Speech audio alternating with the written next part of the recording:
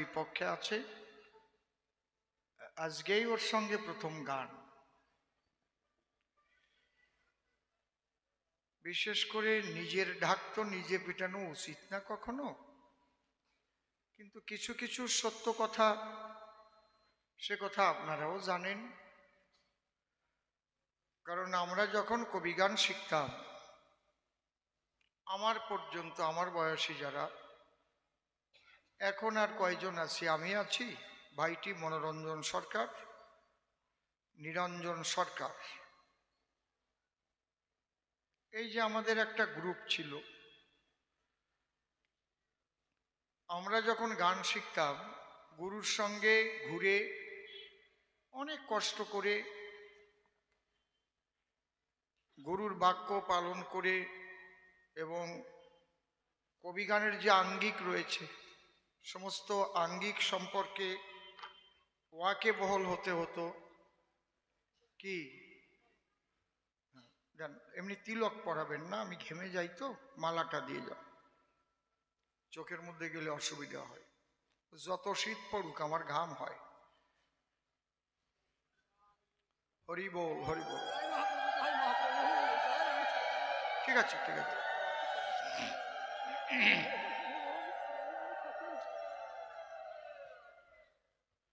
হরি বল।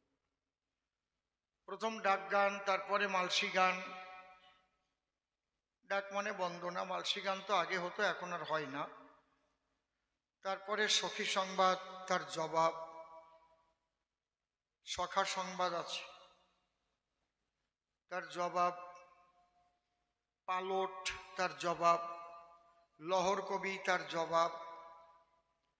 অন্তত এইগুলো হওয়ার পরে তারপরে টপ্পা হতো। টপ্পার পরে তারপরে ধুয়ো পাঁচালিতে আমরা যেতাম। এগুলো আমাদের শিখতে হয়েছিল। আমি দোহার কি করেছি, এগুলো সমস্ত গান আমি গাইতে পারি। বুঝতে পারছেন কি বলছি? ডাক গান আমার লেখা আছে, মালসি আমার লেখা আছে, সখী সংবাদ লেখা আছে, কবি গান নিজস্ব লেখা আছে। যেমন একটা শিবের কবি আছে, একজন গরিব মানুষ, একজন শিবের সাধক যুবনেশ্বর চলেছে আজ তারকেশ্বর, মহেশ্বর জাগ্রত যেথায়। তখন বাড়ির পাশে ডাক্তার বাবু সম্পর্কে দাদু বলে, ও সাধু চলে তো কোথায়? তোমরা বাবার মাথায় জল ঢালিতে চলেছ আজ তারকেশ্বর গায়ে, তোমার বুড়ো বাবা ঘরের মাঝে জল বিনে প্রাণ যায়। 105 ডিগ্রি জ্বরে পুত্র বলে চিৎকার করে, তুমি জল না দিয়ে সেই বাবারে চলেছ কোন বাবার সাধনায়। এই যে গান, দোহারপত্রের কিন্তু গানটা জানা নাই। আগে আমরা পেছন থেকে বলে দিতাম, দোহার দাঁড়িয়ে গাইতো, এর আলাদা সুর আছে। ওই একজন শিবের সাধক যুবনেশ্বর চলেছে আজ তারকেশ্বর, মহেশ্বর জাগ্রত যেথায়। বুঝতে পারছেন? অন্য কবি সেই গানটা নাও জানতে পারে, এই গান শুনে তার জবাব করতে হবে, জবাবের সুর আছে আলাদা। এ বাড়িতেও আগে হয়েছে, হয়নি তা না। তারপরে সখী সংবাদ, ও তো আরো কঠিন। ও বাবা, কত রকমের তাল আছে, বুঝতে পারছেন? এমনি তো রূপক তালের উপর আছে, তারপর তাল রাগিনীর উপরে আছে। বাসুলি আদেশে অধিজ চণ্ডী দাসে রচিল শ্রীকৃষ্ণ কীর্তন, ও বাসুলি, সাত মাত্রা রূপক। বুঝতে পারছেন? এগুলো আমাদের শিখতে হচ্ছে। এর আবার জবাবের সুর আলাদা, সেটাও রূপকের উপরে। তারপরে কবি, লহর কবি,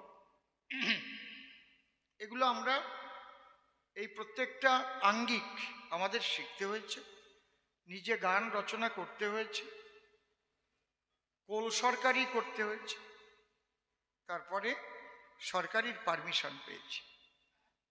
হ্যাঁ, এবার তুমি কবি গাও, দল করো। এইবার আমার সঙ্গে যারা ঘুরে ঘুরে কবি গান শিখেছে তারাও কিছু কিছু শিখেছে।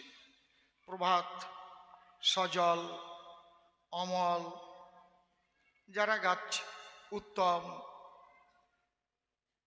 প্রকাশ, আমার সঙ্গে ঘুরে ঘুরে যারা গান শিখেছে, উত্তরবঙ্গে আছে দশরথ, ওপার বাংলায় আছে কয়েকজন, উড়িষ্যায় আছে। এরা যদিও ঘোরেনি কিন্তু আমার কাছ থেকে তালিম নিয়েছে। এইবার আমি দেখলাম যে বর্তমান যে পরিস্থিতি, আমি কিছু কবি গানের ক্যাসেট করে যাই, ভিডিও করে যাই। তাতে কি হবে, এই ভিডিও ক্যাসেট শুনে অন্তত আমার সমাজের কিছু কবি তৈরি হবে, এবং সেই ভিডিওর যে পাঁচালী, অন্তত ধুয়ো পাঁচালী, জোটের মিলন, এগুলোর সম্পর্কে তো একটা বোধ হবে। এই ক্যাসেট এবং ভিডিও বেরোনোর পরে এইটাকে শুনে শুনে যারা শুনে শিখেছে তাদের আমি ধন্যবাদ জানাই, অসংখ্য ধন্যবাদ জানাই। তাদের ধরার ক্যাপাসিটি আছে না, রিসিভার ভালো। তাহলে শোনে তো সবাই, আপনারাও শোনেন, আপনারা তো গাইতে পারেন না, তাই না? আমার ক্যাসেট শুনে ঘুমায় এরকম মানুষ আছে, না শুনে ঘুমায় না, আছে না? নাকি সবাই কি কবি হতে পারে? তার মধ্যে দিয়ে বর্তমান যারা গান গায়, আমার সঙ্গে যারা ঘুরেছিল তারাও গায়, আর পরে যারা কবি হয়েছে এর অধিকাংশ আমার ক্যাসেট শুনে শুনেই হয়েছে। যদি তাদের কৃতজ্ঞতা থাকে তাহলে এটা বলবে, আর যদি অকৃতজ্ঞ হয় তাহলে উল্টো পথে চলবে। আজকে বাবাজি সুরজ, সে যাকেই গুরু বলে চলুক, ও প্রকৃত কথাটা বলেছে, বাবা আপনার ভিডিও ক্যাসেট ফলো না করে তো গান শিখতে পারিনি, কেউ তো শিখাই দেয়নি, ওখান থেকেই শিখেছি, হয়তো একজনকে গুরু বলেছি। কবি গান তো গুরুমুখী বিদ্যা। এইবার তার গুরু শিশির সরকার, সে একবার এখানে এসেছিল কয়েক বছর আগে, ভালো সুর, ভালো গায়কী ভঙ্গিমা ভালো, আমি তাকে ভীষণ ভালোবাসি, সে আমাকে দাদু বলে ডাকে। কিন্তু একটা বিষয় নিয়ে আপনারা নিশ্চয়ই ফেসবুকে, ইউটিউবে দেখেছেন, আমার কথা হচ্ছে যে যাকে ভক্তি করে সে তার ঈশ্বর, ভক্তি যোগে সে তার স্বয়ং অবতার। আমার কবি রসরাজ তারক সরকারের লেখা এই পয়ারটা, কৃষ্ণে যার ভক্তি আছে সে কৃষ্ণকে তো অপূর্ণ ভেবে কৃষ্ণ ভজন করে না, নাকি? আপনি ভাবেন নাকি কৃষ্ণ কলা অবতার বা এই ভেবে কি আপনি কৃষ্ণ ভজন করেন? যে যাকে ভজন করে তার কাছে তার ইষ্টই পূর্ণ, কারণ গুরু ব্রহ্মা গুরু বিষ্ণু গুরুদেব মহেশ্বর গুরুরেব পরম ব্রহ্ম তস্মৈ শ্রী গুরবে নমঃ। আমার ইষ্ট, সে যদি, আমি যদি শাস্ত্রীয় ব্যাখ্যায় বুঝিও যে আমার ইষ্টই সর্বশ্রেষ্ঠ, সেখান থেকে এরা যাদের ইষ্ট বলে তার শক্তির থেকে এসেছে, কিন্তু আমি প্রকাশ করব না, আমি সবার ইষ্টকে সম্মান করব। আর শাস্ত্রের কথাই সব কিছু না, ভক্তি হচ্ছে প্রধান। শাস্ত্রে ইনফরমেশন দিতে পারে, এইভাবে চলো, চলার দায়িত্ব তোমার, করার দায়িত্ব তোমার, না করলেই ওই শাস্ত্র পড়ে কিছু হয় না, এটাও লেখা আছে। আমি বলছি তা না, ন্যায় মাত্রা প্রবচনে ন লভ্যতে, ন্যায়শাস্ত্র পর্যন্ত অধ্যয়ন করে ভালো প্রবচন দিতে পারলেও ঈশ্বর লাভ হয় না। ন্যায়মাত্রা প্রবচনে ন লভ্যতে, ন মেধোয়া, বিরাট মেধা থাকলেও হয় না, ন বহুনাং শ্রুতে ন, আমি জনম ভরে বহু গ্রন্থ মুখস্থ করলাম, বহু শুনলাম, তাতেও হবে না। হবে কিসে বলেন? কিসে হবে? নিদ না হানেছে হরি মেলে তো জলজন্তু হই, ফলমূল খানেছে হরি মেলে তো বাদুর বানরই, তুলসী পুজনেছে হরি মেলে তো মুই পুজি তুলসী ঝাড়, পাথর পুজনেছে হরি মেলে তো মুই পুজি পাহাড়, তৃণভগ্নেছে হরি মেলে তো বহুত মেলে অজা, আর স্ত্রী छोड़नेছে হরি মেলে তো বহুত মেলে খোঁজা, दूध पियाने से हरि मिले तो बहुत वत्स वाला, मीरा कहे बिना प्रेम से नहीं मिले नंदलाला। তাহলে শাস্ত্র পড়ে গন্ডগোল করা তো ঠিক না, ওটা গন্ডগোল কবিরাসরে হবে। যুক্তি তর্ক শাস্ত্র কবিরাসরে চলবে। আমার কালী বড়, দেখাও কি করে তোমার কৃষ্ণ বড়। আমি যখন কালীর পক্ষে থাকবো কৃষ্ণ চিৎ করে ফেলাই দেবো।